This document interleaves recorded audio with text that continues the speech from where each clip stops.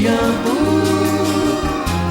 Eu preciso te dizer. Em seu novo trabalho solo, no seu canal que já alcança 196 mil inscritos, e também já tem vídeos aí com 5 milhões de visualizações, a canção Dou a Vida por um Beijo, que é um grande clássico presente na vida de Zezé de Camargo e Luciano.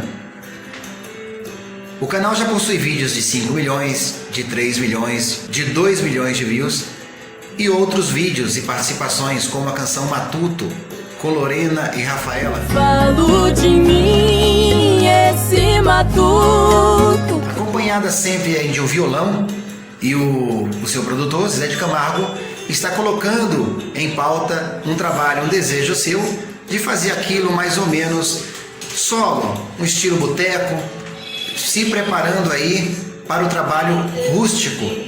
Zezé de Camargo então criou seu canal há cerca de 4 meses e vem trabalhando aí a sua estrutura de coisas que ele gosta de fazer. Assim como o Luciano também criou o canal dele e está fazendo um trabalho. Isso não quer dizer que seja o final da dupla ou que seja o término de algo que é interminável, que é a dupla Zezé de Camargo e Luciano, mas apenas um espaço de momento para cada um dedicar-se àquilo que de repente era um desejo interno dentro do coração de cada um deles. No caso de Luciano, um desejo que ele tinha tempo para fazer, e no caso de Zezé também, a vontade de cantar as modas, as canções que marcaram sua vida de uma forma diferente, mais próxima do povo, que é a tendência, o que passamos nesse momento de dificuldade colocou as pessoas mais próximas umas às outras, fazendo lives, se comunicando mais com o público, e esse é o trabalho que começou de Zezé de Camargo, preparando-se aí para o trabalho rústico.